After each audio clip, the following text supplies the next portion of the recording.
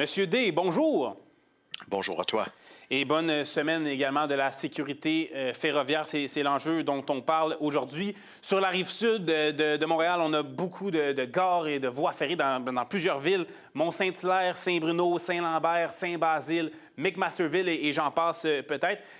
Quels sont les enjeux de sécurité aux abords des gares, aux abords des voies ferrées là, sur le territoire?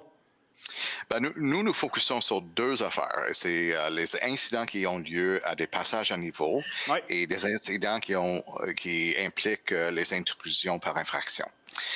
Et on voit des tendances assez troublantes dans ces deux choses-là, dans ces deux domaines-là.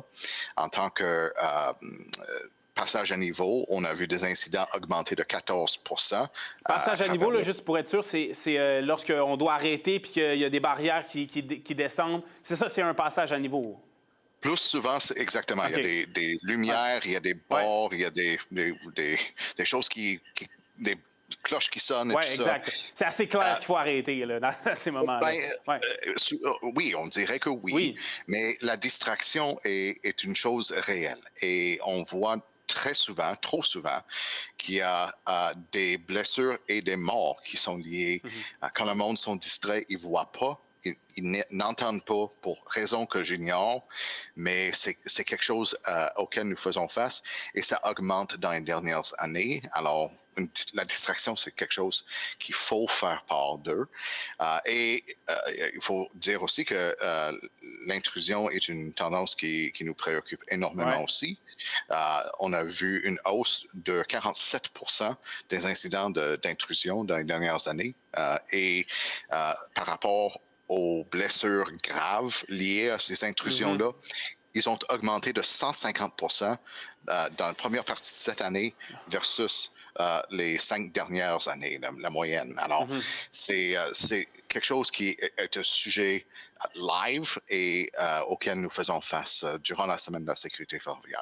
Mais justement, vous le dites, c'est un enjeu présentement. On remonte malheureusement au 28 août dernier, il y a quelques semaines, il y a un piéton qui a été frappé par un train à Saint-Bruno-de-Montarville qui en est décédé.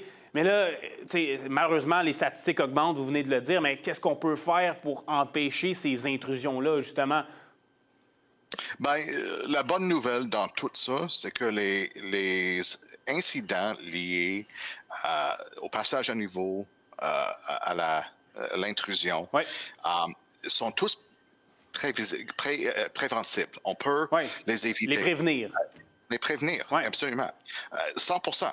Et c'est ça la bonne nouvelle. Nous avons tous un port là-dedans et il faut que nous faisons de notre part. Oui. Alors, si vous êtes derrière, au volant d'un char, euh,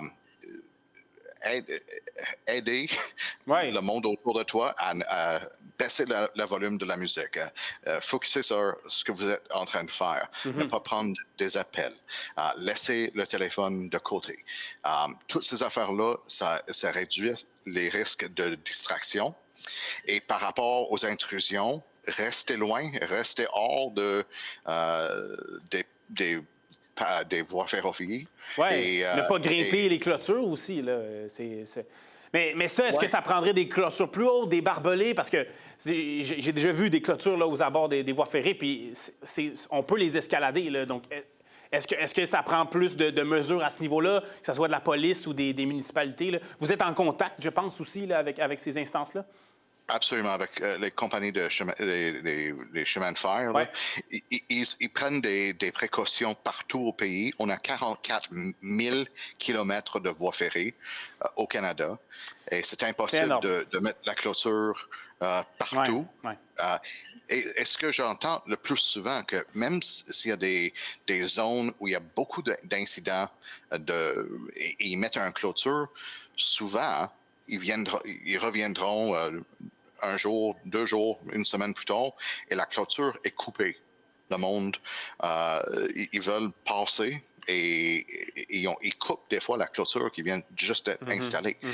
Alors, c'est vraiment à chacun d'entre nous de faire notre part, de prendre la responsabilité, de dire comme je vais attendre que le train passe. S'il y a des cloches, la lumière, le bord est descendu. Oui.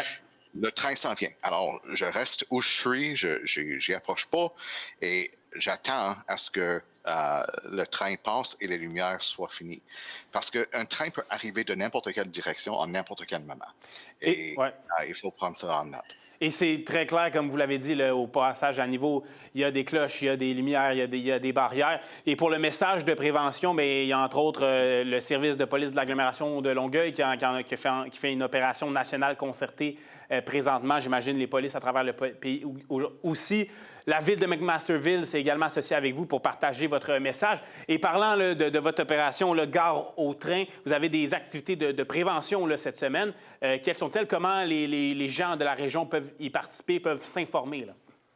Ben, vous pouvez vous informer sur notre site web. Alors, opérationgareautrain.ca, c'est la meilleure façon de voir tout ce qui se passe à travers le pays.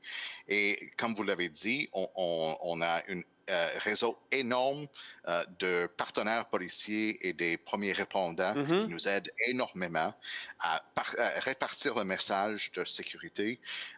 Et on vient juste d'avoir Opération Dégage la voie hier, justement, Ouais.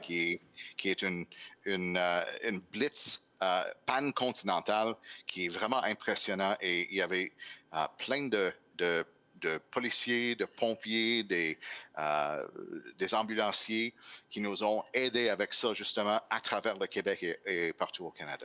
Qui font de la prévention, mais aussi de la répression s'il y a des gens qui commettent des infractions. Donc, merci beaucoup pour ces précisions, pour ces informations, pour cette sensibilisation. Monsieur Chris Day, vous êtes directeur national d'opération Gare au train. Merci beaucoup. Merci de cette opportunité. Après la pause, on parle de conservation des milieux naturels au Mont-Saint-Bruno. Restez là.